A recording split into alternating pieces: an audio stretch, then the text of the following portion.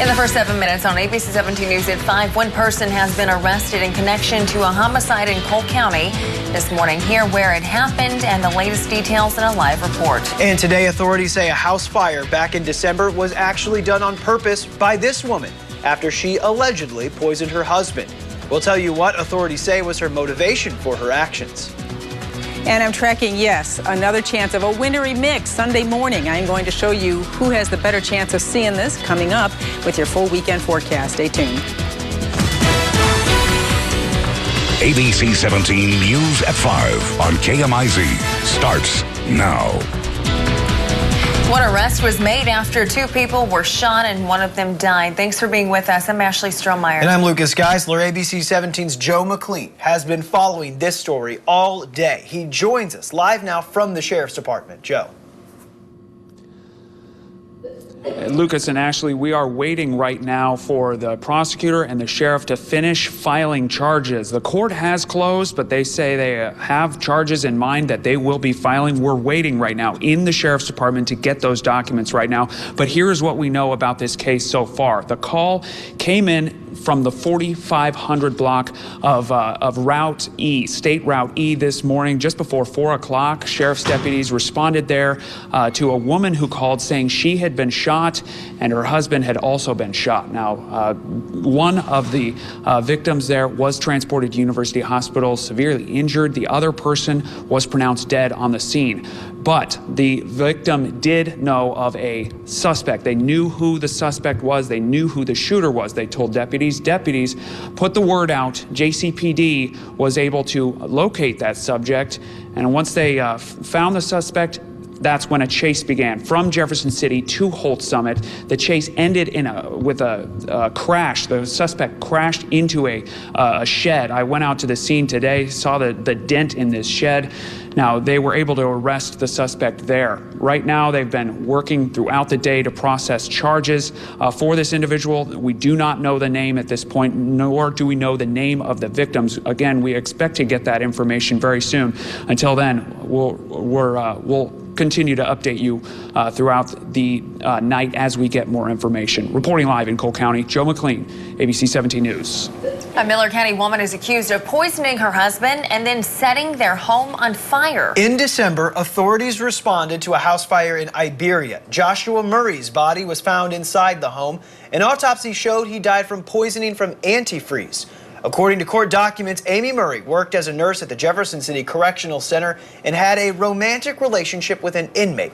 In recorded conversations between her and the inmate, Eugene Claypool, she said she didn't want to be married to her husband anymore and wanted to marry Claypool. Claypool had previously pleaded guilty to second-degree murder.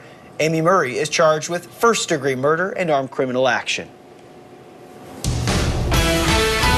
Well, as we head into the weekend, we are certainly looking for some warmer temperatures to get rid of this, which we still have ice out there this afternoon, but we are going to see some of that melt tomorrow. We are, however, still in for a chilly weekend. Although the temperatures are going to warm a little bit, they're still way below average. So keep those winter coats handy. You'll need them all weekend long. Now, this is what I'm watching for late Saturday night and early Sunday. We could actually have a little bit of freezing rain and snow out there. That's for the beginning of the day Sunday. We're going to have to watch that. And then next week, it's on and off with these wintry mix or just rain chances. You have to keep a close eye on the forecast as this unsettled pattern continues. Right now, it is still very cold out there. I'm sure you've noticed if you've been outdoors. We're seeing temperatures mostly in the teens, however, warmed into the lower 20s south. 23 degrees at Camdenton, but 19 at Jefferson City. And it's only 15 right now in Moberly. As you go through the evening, those temperatures will slowly drop through the teens. And fortunately, that wind that was blowing so much last night and yesterday has died down. So the winds are much lighter this evening, but they'll still generate wind chills, as you can see here in the single digits. Tonight's lows drop to about 8 degrees from Moberly to 9 Marshall, 9 Jefferson City and Columbia, 10 at Osage Beach. So we've got yet another very cold night ahead of us with mostly clear skies tonight and much lighter winds. And then tomorrow, we start with sunshine. However, we are going to see the clouds increase tomorrow, and temperatures brought them down a little bit more. We're only going to reach the low to mid 30s at best tomorrow, with those wind chills in the single digits early. In fact, just below 0 in the early morning tomorrow, and then those wind chills come up back into the 20s in the afternoon. Now this is what we're watching for Sunday morning. The precipitation looks light. However, there may be enough where we see a glaze of ice. It is possible that we could see some freezing rain starting as early as 4 or 5 in the morning Sunday and continuing into about mid-morning, as well as a little bit of snow falling possibly north and rain in our far southwest county. So once again, guess what? Mid-Missouri, we're right on that freezing boundary, and that's going to make the difference between the precipitation type. Fortunately, it does not look heavy. Unfortunately, it may be just enough to cause some slick roads early Sunday morning. That's something we'll be tracking through the weekend.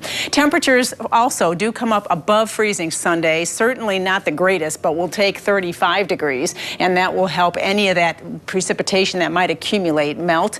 But again, something to watch in the morning hours for Sunday, as we could have some light rain and snow. There's another wave of moisture coming in Sunday night and into Monday morning. That looks like it could start off as a wintry mix as well in the morning Monday, and then changing to rain as temperatures go above freezing. So we've got a lot to watch as we head through the week, as temperatures do stay on the chilly side. The warmer day right now looks to be Thursday. We now know more about a crash that happened on Old Plank Road South. We're going to show you video from this morning. Our crews got to the scene.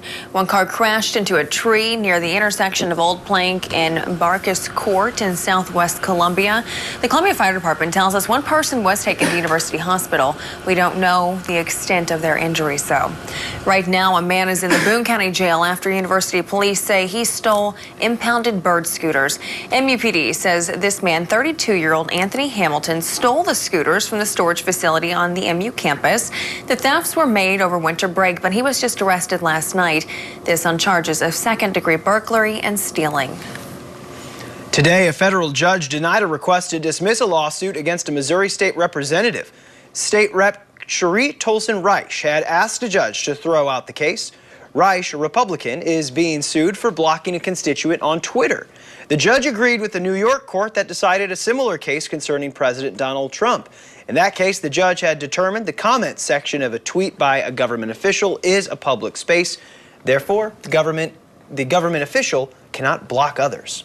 Federal lawmakers have 1 week from today to pass a bill to prevent a second government shutdown. ABC 17's Sydney Olson reached out to see what funding the Missouri WIC program has because of partial government shutdown caused uncertainty in funding. Sydney, the future of the program could become uncertain again.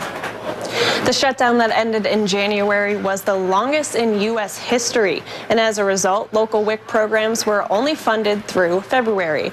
Now, with the possibility of another shutdown in the not-so-distant future, the Missouri WIC program is funded through at least March 31st. The department says agencies have been told to continue operations as normal, quote, with confidence that they will be reimbursed by the state agency.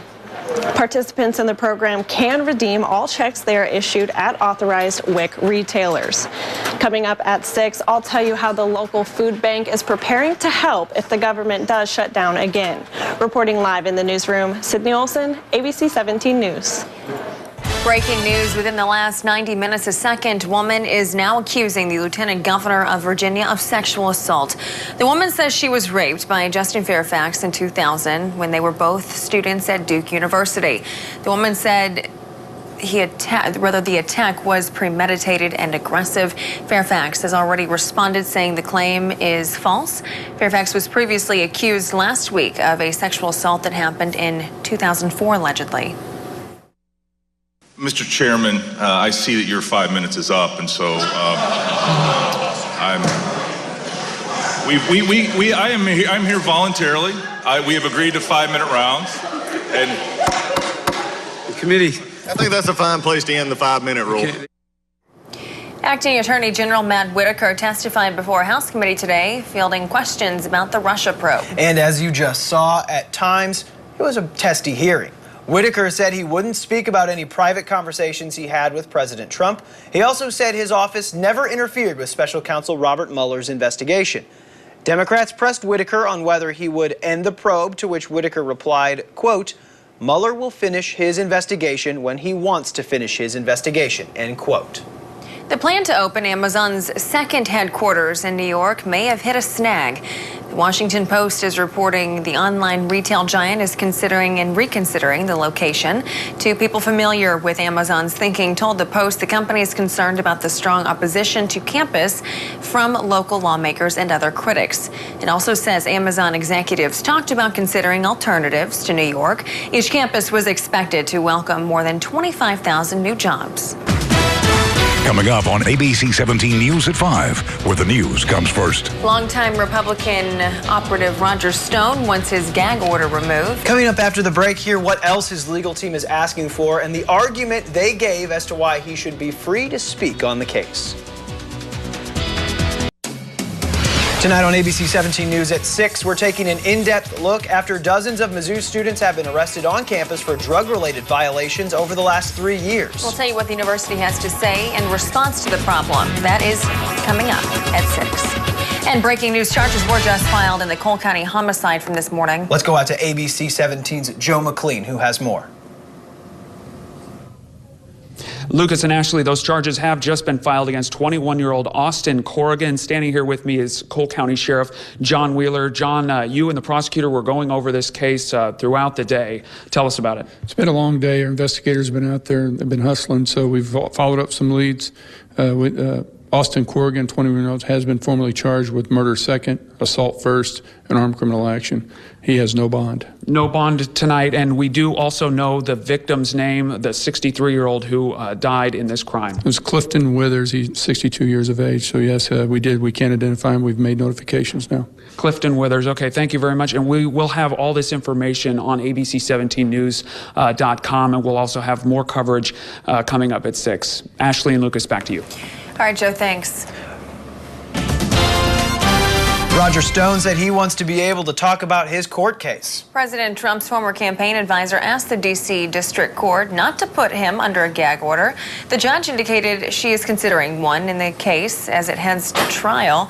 His lawyers are arguing he is just not famous enough to be able to taint the jury pool. Stone's legal team also wants a new judge since the current judge is hearing Paul Manafort's case as well. Stone is accused of lying about his attempts to reach WikiLeaks regarding stolen Democratic emails the website was planning to publish.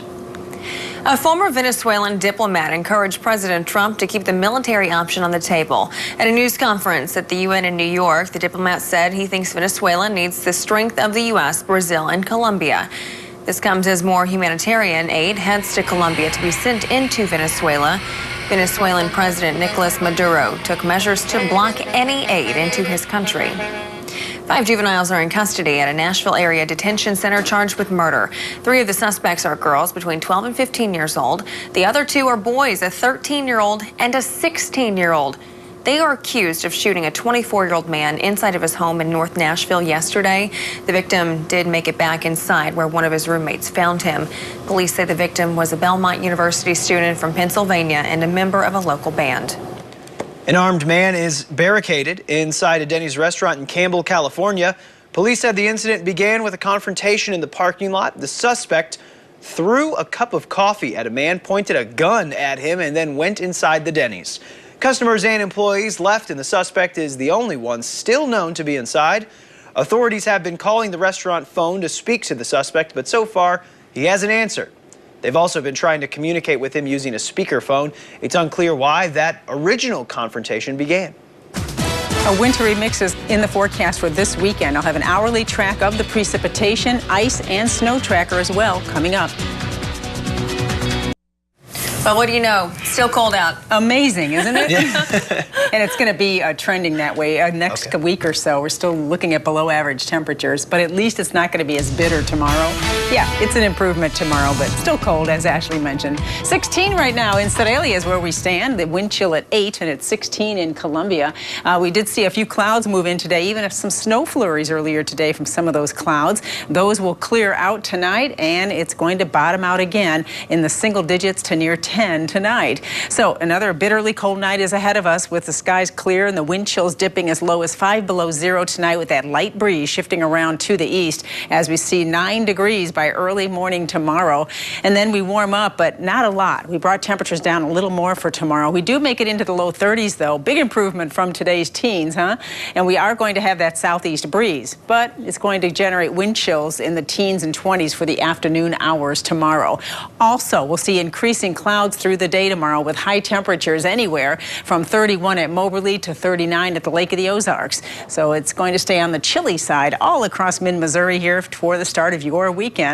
On Future Track, I am watching Saturday night into Sunday morning. We have another wave coming in and some moisture from the Pacific. As that moves in and runs into this cold air, this is what we could see by early Sunday morning. Here we go again. The pink, you know what that represents. That's the freezing rain, and the blue represents snow. So it does look like we're going to have another sharp dividing line in mid-Missouri, close to Highway 50, where we do see freezing rain to the south initially and snow to the north. Again, none of it looks heavy, but you can see as it pulls across the area, this is early Sunday morning. There could be some snow coming down before daybreak Sunday, north of Interstate 70 and south. There's that pink for Jefferson City up to Columbia. It's going to be a really fine line here between the freezing rain and snow and possibly even a mix in there right along Interstate 70. As this continues to pull to the east, you know, temperatures are still below freezing in the morning hours Sunday, so anything that falls here is going to stick. As we go into Sunday afternoon, then, and the temperatures warm up, that's when we see it changing to rain, mainly for our east-southeast counties before ending late in the afternoon. Preliminary snow tracker, we have the potential of seeing some minor accumulation with this up to 2 inches of snow. The higher snow totals would be north. And then as we look at ice tracker, that's where the ice potential is. We might get a glaze of ice out of this. So something to keep an eye on those roads for early Sunday before those temperatures jump above the freezing mark. Heading into Monday night, we have another one of those waves coming in. We could see early Monday morning. This one, though, will have some slightly warmer air to start with. But overall, early Monday morning, there's a chance we could have a little freezing rain before it changes to rain and ends, and then also Monday night into Tuesday. So these things just keep coming at us, and later this week we might even see some rain again Thursday. But well, fortunately, right now it's looking a little warmer by Thursday. Just want it to stop. I know. I think Never a lot of people day. do. Everywhere I went today, that's what people were saying. Yeah. I'm tired of winter. All right, Sharon, thank you very much. You're welcome. A Canadian company is admitting the cause of an oil leak in the St. Louis area is probably their pipeline. Coming up next year, how much oil authorities say has leaked out and if it's gotten into the water. In Newsroom Missouri tonight, a man was sentenced after he was found guilty of cutting down trees in the Mark Twain National Forest. 38-year-old Richard McKinnon of St. Roberts was sent to jail for 18 months for theft of government property. In late 2016, McKinnon and 2 other men cut down walnut trees in the forest. They removed 39 trees without authorization and then sold the stolen timber as sawmill in Texas County. 21 other trees were damaged by the activities. In all, the cost of the National Forest was almost $36,000 in damages. TransCanada says its Keystone Pipeline is likely to blame for an oil leak near St. Louis. Crews continue to excavate the St. Charles County area where a leak was discovered yesterday. The leak prompted closures of sections of both the Keystone and Platte pipelines. The Platte pipeline is expected to be operating again by tomorrow. The Missouri Department of Natural Resources has estimated about 43 barrels or 1,800 gallons of oil leaked. Authorities say the oil didn't get into the water. We'll be back with one last check of your weekend forecast after this. Well, temperatures warm up a little bit this weekend, but it's still chilly out there. And Sunday morning, anytime after about 3 in the morning Sunday, we could start to see some light freezing rain and snow that would gradually mix with rain and change to rain and end by Sunday early afternoon. But in the morning hours, we'll have to watch the roads. There could be some light accumulation of even ice and snow. Heading into Monday, we have that potential again early Monday morning, and then it changes to rain as temperatures stay in the 30s next week. Well, Thursday for Valentine's Day, we actually break 40 degrees. That's a bonus, right? Sure. Thank you very much, Sharon. Sure. Thanks for being with us tonight. Have a good night.